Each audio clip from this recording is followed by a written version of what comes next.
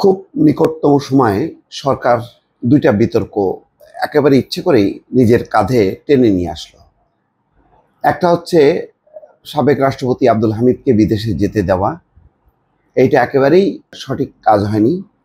অন্যদিকে নারায়ণগঞ্জের সবচেয়ে জনপ্রিয় নেত্রী দলমত নির্বিশেষে তিনি হচ্ছেন সেলিনা হায়াৎ আইভী, নারায়ণগঞ্জ সিটি কর্পোরেশনের সাবেক মেয়র, তাকে গ্রেপ্তার করা, এই দুটি কাজ কোনোভাবেই উচিত হয়নি। একদিকে যেমন আব্দুল হামিদকে বিদেশ যেতে দেওয়া উচিত হয়নি, অন্যদিকে সেলিনা হায়াৎ আইভীকে গ্রেপ্তার করাও সঠিক হয়নি। আজকে আমি কয়েকটি ভিডিও দেখলাম, তাতে দেখা গেল যে না, নারায়ণগঞ্জ একসময় উত্তাল ছিল আন্দোলনে। 5ই আগস্ট এবং তার পরবর্তী সময় বা 5ই আগস্টের আগের ঘটনা আপনারা চিন্তা করেন। নারায়ণগঞ্জের তীব্র আন্দোলনের মুখে শামীম ওসমান দলবল নিয়ে পালিয়ে গিয়েছিল। থেকে গিয়েছিল কে? সেলিনা হায়াৎ আইভী। কেন? তাকে নারায়ণগঞ্জের মানুষ ভালোবাসে, তার বিরুদ্ধে নারায়ণগঞ্জ মানুষের কোনো অভিযোগ ছিল না। কিন্তু স্বাভাবিকভাবেই গণহারে যে মামলা, বিভিন্ন হত্যা মামলা, তাকে অভিযুক্ত করা হয়। কিন্তু তারপরও সেগুলিকে তোয়াক্কা না করে তিনি তার বাসায় অবস্থান করছেন, তিনি পালিয়ে যাননি। একমাত্র নেত্রী দেখলাম এত বড় পরিচিতি থাকার পরও তিনি তার নিজের বাসভবনে ছিলেন। রাত্রে 11টার সময় পুলিশ ঘেরাও করে, সারা রাত তর্ক বিতর্ক হয়, তিনি যেতে চাননি। তারপর ভোর 6টার সময় গেছেন এবং সেই সময় দেখা গেছে হাজার হাজার কর্মী সমর্থক তার পক্ষে স্লোগান দিয়েছে। বিভিন্ন চিত্র দেখেন, সেগুলি তার প্রমাণ। এটা কি ঠিক হলো? তিনি জয় বাংলা জয় বঙ্গবন্ধু বলে তারপরে পুলিশের সাথে রওনা হয়েছেন এবং এখন শেষ খবর পাওয়া পর্যন্ত কিছুক্ষণ আগে দেখলাম যে তাকে কারাগারে পাঠানো হয়েছে। ঠিক হয়নি। একেবারে এইভাবে যদি রাজনৈতিকভাবে নির্মূল করা হয় প্রতিপক্ষ, তিনি তো বারবার বলছেন যে তাহলে কোনটা ন্যায় কোনটা অন্যায়, এর মধ্যে তো কোনো সেই বৈষম্যই তো তৈরি হয়ে গেল। তিনি সবসময় ন্যায় সত্যের পক্ষে ছিলেন, মানুষের পক্ষে ছিলেন। নারায়ণগঞ্জের সবচেয়ে বড় যেই মাফিয়া, রাজনৈতিক মাফিয়া শামীম ওসমানের বিরুদ্ধে লড়াই করেছেন, সেই লড়াইয়ে আওয়ামী লীগ, বিএনপি সবাই সমর্থন দিয়েছে।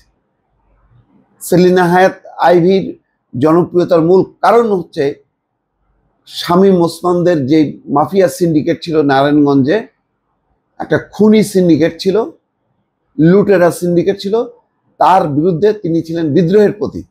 তাকে স্পর্শ করার দরকার কি ছিল? খুবই খুবই বলবো একটা ভুল সিদ্ধান্ত হলো। এবং অন্য দেখেন, সমস্ত যাদেরকে গ্রেপ্তার করা হয়েছে, জনতা তার বিরুদ্ধে স্লোগান দিয়েছে, বিক্ষোভ প্রদর্শন করেছে। আর এখানে উল্টা সেলিনা হায়াতের পক্ষে বিক্ষোভ হয়েছে। এটা আমি বলবো যে একটা বড় ধরনের একটা ব্লান্ডার, একটা ভুল সিদ্ধান্ত হয়েছে। তাহলে কিন্তু এখন মনে হবে যে এই সরকার, এই প্রশাসন রাজনৈতিক প্রতিহিংসা চরিতার্থ করছে, মানে একেবারে নির্বিচারে। রুহুল কবির রিজভী কি বলেছেন? তিনি বলেছেন আওয়ামী লীগের যারা লুটপাটের সাথে জড়িত না, যারা দুর্নীতির সাথে জড়িত না, যারা ফ্যাসিবাদকে সমর্থন করেনি, এমন যদি আওয়ামী লীগার থাকে তাহলে তারা বিএনপিতে যোগ দিতে পারে। এখন আওয়ামী লীগের একেবারে A to Z সবাইকে আপনি মানে বিচার করবেন? যারা আওয়ামী লীগ করেও যারা ভিকটিম হয়েছে তাদেরকে আপনি শত্রু বানাবেন? সেলিনা হায়াৎ আইভী আওয়ামী লীগের নমিনেশন না পাওয়ার পরেও শেখ হাসিনা ক্ষমতায় থাকা অবস্থায় তিনি জেতেননি, জিতছেন কেন? এটাই হচ্ছে জনতা প্রতীকীভাবে তার পক্ষে নিয়েছে। এমনকি তৈমুর আলম খন্দকারকে পর্যন্ত ড্রপ করিয়েছে বিএনপি, যাতে সেলিনা হায়াৎ আইভী জয়যুক্ত হয়, ওই শামীম ওসমানদের মাফিয়া আওয়ামী লীগ যাতে সামনে না আসে। তাহলে আপনি সত্যতার পক্ষে থাকবেন না, দুর্নীতির বিরুদ্ধে থাকবেন না। সেলিনা হায়াৎ আইভীর মতন একজন জনপ্রিয় নেত্রী, তার বিপক্ষে যে তাকে গ্রেপ্তার করে বাস ঢুকাই দিলেন। এরকম মামলা কতজন নেই? তাহলে তো আর কেউ থাকে না। যে 200-300 সাংবাদিক থেকে শুরু করে অসংখ্য যারা আছে, নানা কারণ, এবং এইগুলি আলোচনা সমালোচনা হচ্ছে যে যেইভাবে মামলায় গণহারে সবার নাম দেওয়া হয়েছে, এটা সময়োচিত। এবং পুলিশ বলা হচ্ছে যে গ্রেপ্তার করতে হলে তাদের অনুমতি লাগবে।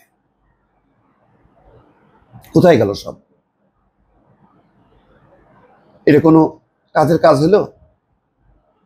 যাকে আটকায় রাখার দরকার ছিল, যে এই সুবিধাভোগী আব্দুল হামিদ 10 বছরে শুধু সুবিধা ভোগ করছে আর চিকিৎসার নামে কাড়ি কাড়ি টাকা খরচ করছে, বিদেশে যে ফুর্তি করছে। তার সেই কিশোরগঞ্জের নিজের নির্বাচনী এলাকা হাওড় এলাকা তছনছ করছে, একদম ওটার যে একটা প্রাকৃতিক ভারসাম্য সেটা পর্যন্ত নষ্ট করে ফেলছে।